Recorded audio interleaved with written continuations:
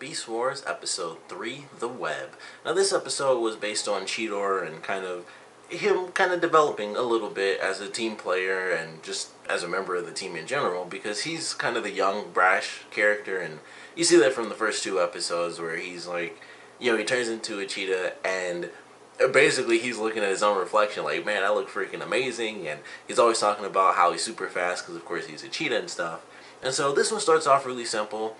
Rhinox builds like a little communicator that allows them to actually talk with each other from a much greater distance. So it's like, well, he's the fastest, he'll go, he tests it, and so he runs and he finds Scorpionox, gonna have to really get their names, but he finds them and he's carrying trying to take this mega cannon that fell off of the Predacon ship, and he's gonna try to take it back so they have greater defenses.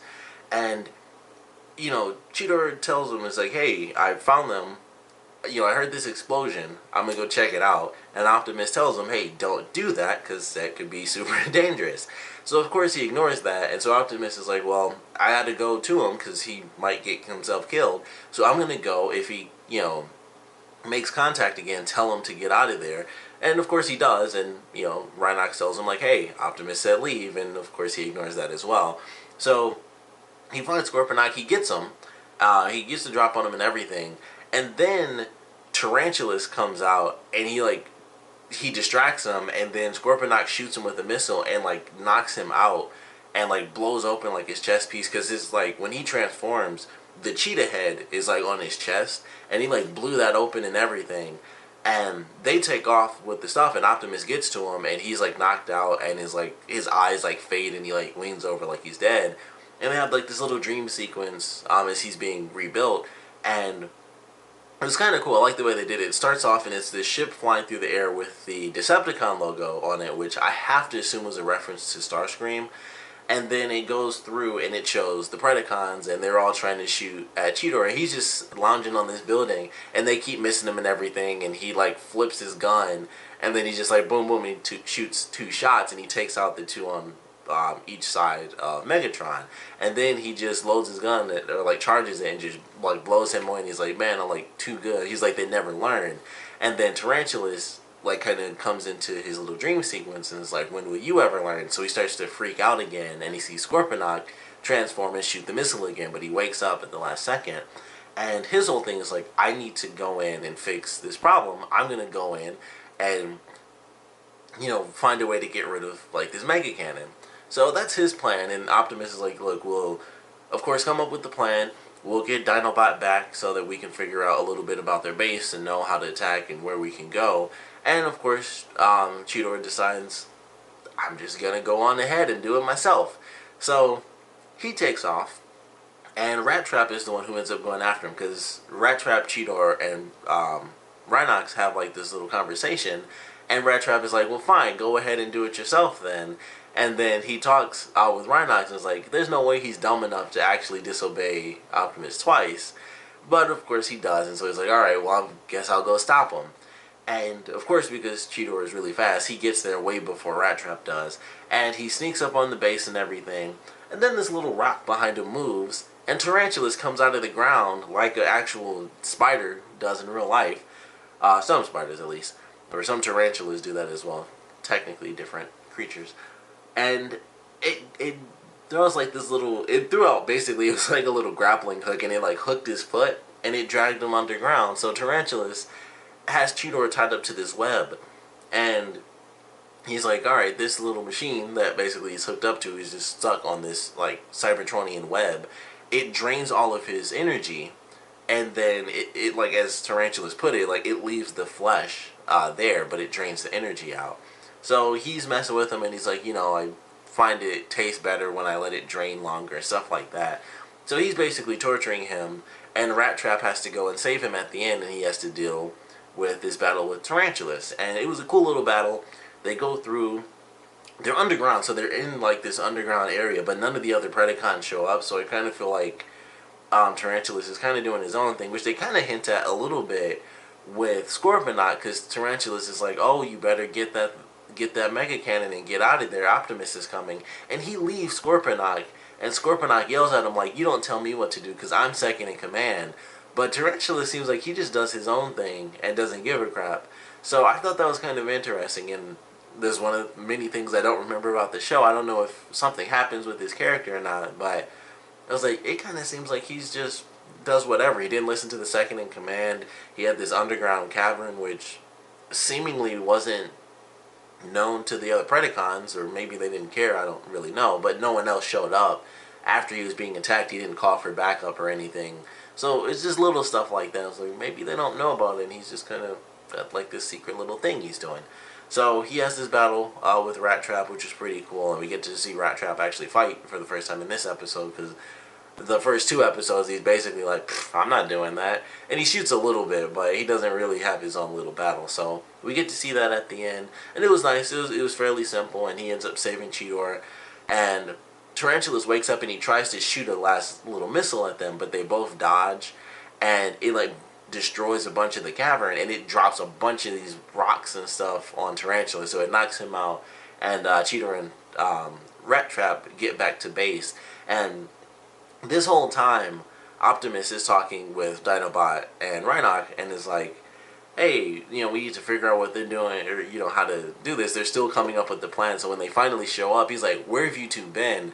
And Rat Trap doesn't say anything. He kind of just says like, oh, well, we had to hang out or whatever, do some activities because you're a little harsh on them. And as they're walking down the hall, Cheetor is trying to thank Rat Trap, and he's like, he stops him and is like, if I told him what happened, he would have beat my butt up too. And he's like, the next time you try anything stupid like that, I'll rearrange your circuits myself. And he gets real mad. He's like, come on, just get out of my way. And he's like, I got trash to munch, and he like walks off. He also had an apple somewhere. I guess apples can be grown on old, prehistoric Earth. But it was really funny. It was just a random scene, and he was just eating an apple. I was like, where'd you get that apple from? But it was a cool episode. I really enjoyed it. Simple little lesson for Cheetor. He has to really learn this lesson. He can't, just because he's the fastest doesn't mean he's like the greatest, So I liked it. It was a nice little lesson early on. It had a nice character focus, and we got to see a little bit of Rat Trap fight as well, kind of the end battle, and he ends up saving him. And he saves like the young kid on their team. Like that's basically who Cheetor is, because he even says like, hold on kid, like he's the younger person.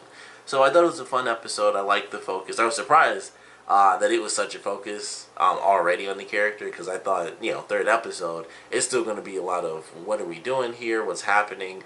They do mention that it took a month for Rhinoc to build the little armband, so they've already, through the span of, episode 2 and 3, it's been a month that they've been on Earth. So I thought that was kind of cool. It's like, okay, they kind of skip some time, so if things start to kind of come up in the next episode, it won't seem too crazy. I don't think there's really much they could do that seems like, oh, that's too fast. All they have, time to do is look for stuff. So if it happened, kind of like when they first started, I was like, oh, well, they found a missile. It could have been like a day, and I wouldn't have been that surprised. I'm actually surprised it took a month for the Predacons to find the laser, really. But I thought it was a cool little episode, a nice character focus.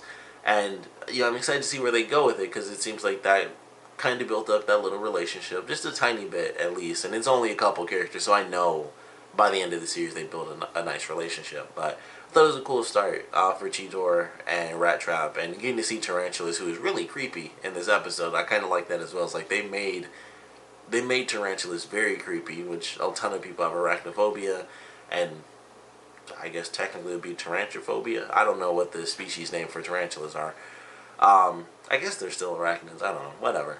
Point is, they made them super creepy, and I thought it worked out really well. I thought that was very nice, and I'm kind of looking forward to what they do with tarantulas, because like I said, it felt like they were hinting at some stuff where he kind of just does whatever he wants. So, kind of have to just wait and see about that, but I thought it was pretty interesting. But definitely want to know if you guys happen to remember this episode or happen to have seen it recently. Would love to know what you guys thought about it, but please comment below. Let me know what you think about, the old characters of the show. A big thing about them is that, really it's just Optimus and Megatron that are like the reimagining of other characters. Everybody else is like fairly unique to the show, but you can kind of see hints of other characters. Like Rhinox is kind of like Ironhide a little bit, where he's like the strong character, and he's not really the second in command, but he's kind of like that. In Beast Wars, Ironhide is actually second in command, and I kind of like that. And like I mentioned with Dinobot before, He's kind of like Starscream, but they kind of crushed that a little bit, but he still has that treacherous side where he wants to take out Megatron, but at this point he is fairly loyal to the Maximals, and that's kind of his whole story through the series, which is kind of what makes him so good in this show. Like, I don't remember much, but I was watching some list, it was like stupid, like saddest moments or something like that, and Transformers was on. I was like, I gotta skip this, but it kind of blew my mind. I was like, holy crap, Beast Wars was on there. So and once I find that episode, and there's one episode I remember being sad in this show, and I don't know what season it was, but I'm like, man, I'm just waiting for that episode to come up, and I think it's in like season 2 or something. I think it's like far into the series, but I really enjoyed the second episode.